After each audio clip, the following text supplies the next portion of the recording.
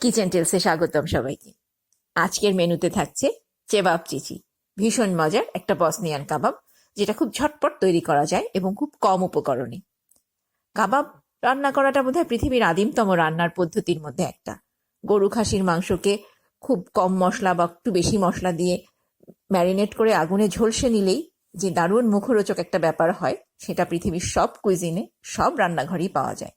আজকে আমি যেটা শেয়ার করছি সেটা হচ্ছে একটা বসনিয়ান রেসিপি। সত্যি কথা বলতে কি, পুরো বলকান রিজনই এইটা পাওয়া যায়। তো আজকে আমি সেটাই আমাদের বাংলাদেশি টেস্টে নিয়ে এসে রান্না করার চেষ্টা করব।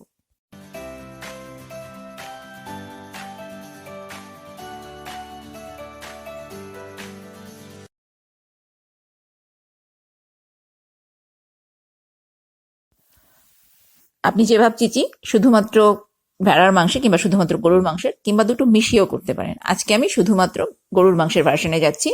এখানে আমি আধা কেজি গরুর মাংস, একটু চর্বি সহ গরুর মাংস, একটু মোটা দানার কিমা করে নিয়েছি। মানে একবার বুচারের কাছে বলবেন যে একবার কিমা করতে, তাহলেই হবে। এরপর এর মধ্যে একটা মাঝারি পেঁয়াজ, যেটাকে একদম মিহি করে কুচি করে নিয়েছি, মানে কুচোনোর পরে আধা কাপের মতো হয়েছে, সেটা দিয়ে দিলাম। উপকরণ খুব বেশি লাগবে না। তারপর দিচ্ছি 3 কোয়া রসুন, যেটাকে আমি একদম মিহি করে কুচি করে রেখেছি। মাঝারি মাপের 3টা রসুনের কোয়া, সেই 3টাও দিয়ে দিচ্ছি। তো যেটা বলছিলাম যে আমি একটু বাংলাদেশি স্বাদে রান্না করব, আর সেজন্যই আমি এখন দিচ্ছি 2 চা চামচ কুচিয়ে নেওয়া কাঁচামরিচ, একদম মিহি কুচিয়ে নেওয়া কাঁচামরিচ। এই কাঁচামরিচের আমি বিচিটা যতদূর সম্ভব ফেলে দিয়েছি, কারণ প্রায় 10-12টা কাঁচামরিচ ছিল, যেগুলো মানে অতটা বিচি নিলে খুব বেশি ঝাল হয়ে যাবে, সেজন্য। এরপর দিচ্ছি আধা কাপের মতো কুচিয়ে নেওয়া ধনেপাতা এবং 1/4 চা চামচ দিলাম আমি বেকিং সোডা। ধনেপাতার বদলে পার্সলেও দেয়া যায়, তবে ওই যেটা বললাম যে একটু দেশি স্বাদে রান্না করব, তাই। এরপর দিচ্ছি একটা ডিমের শুধুমাত্র সাদা অংশটা, হলুদটা লাগবে না বাইন্ডিং এর জন্য, শুধু সাদাটা হলেই হবে। এই কাবাবের জন্য যে মশলা বলতে যেসব উপকরণ দরকার আর কি ম্যারিনেশনের জন্য, সেগুলো কিন্তু আমাদের দেয়া শেষ। আর কোনো গুঁড়ো মশলা বাড়তি এর মধ্যে আমরা আর দেবো না। লাস্ট 2টা উপকরণ দিচ্ছি হচ্ছে 1 টেবিল চামচ অলিভ অয়েল এবং দেবো 1 চা চামচ লবণ দিয়ে হাত দিয়ে ভালো করে মাখাবো 2-3 মিনিটের মতো। মানে মাংসের নিজস্ব যে একটা আঠালো ভাব আছে, যেটা বাইন্ডিং এ হেল্প করে, ওটা বের হয়ে আসা পর্যন্ত আমরা মাখাবো। অনেক রেসিপিতে পাপরিকা পাউডার ব্যবহার করা হয়, মানে স্মোকড পাপরিকা, একটা স্মোকড ঘ্রাণ দেওয়ার জন্য। তবে আমি যে কাঁচামরিচটা ব্যবহার করেছি, একটু মোটা ধরনের যে কাঁচামরিচগুলো হয়, ওই কাঁচামরিচটাতেও ওই একই ঘ্রাণটা অলমোস্ট চলে আসে, এই জন্য আমি আর পাপরিকা পাউডার দিচ্ছি না। এখন কাবাবগুলো শেপ করব। শেপ করার সময় অবশ্যই হাতটা ভিজিয়ে নেবেন, তাতে যেটা হয় যে কাবাব শেপ করতে সুবিধা হয়, আঠালো হয়ে হাতের সঙ্গে আটকে যায় না।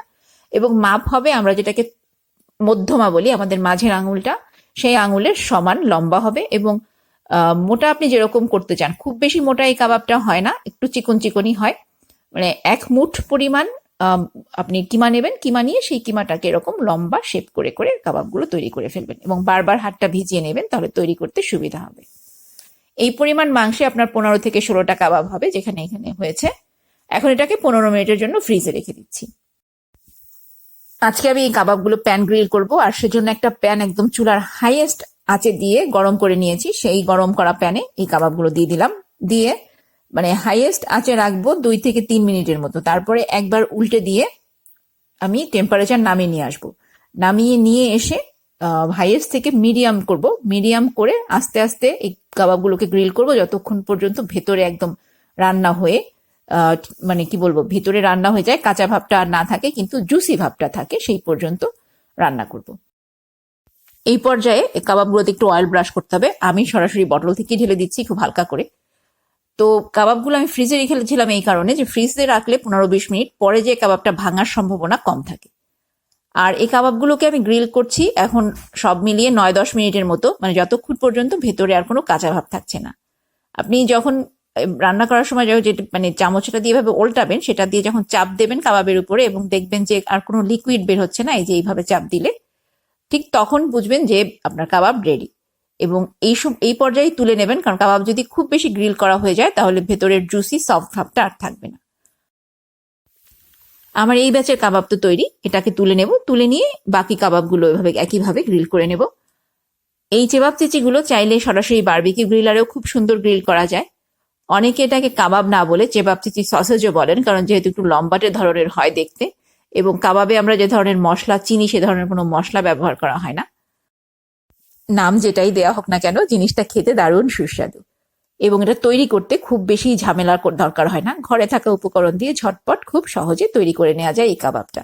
মানে আপনার হুট করে মেহমান চলে আসলে কিংবা কোনো একটা দাওয়াতে লাস্ট মিনিট কোনো আইটেম যোগ করতে হলে এটার আসলে তুলনা হয় না। ভিনদেশি আর ভিন্ন ধর্মী এই কাবাবের রেসিপি আপনাদের কেমন লাগলো ফিডব্যাক দেবেন প্লিজ। অনুরোধ করবো আমার চ্যানেল সাবস্ক্রাইব করতে। খুব শিগগিরই নতুন কোনো রেসিপি নিয়ে, সেটা দেশি বিদেশি যাই হোক, আপনাদের সঙ্গে আবার দেখা হবে। ততদিন পর্যন্ত ভালো থাকুন, সুস্থ থাকুন।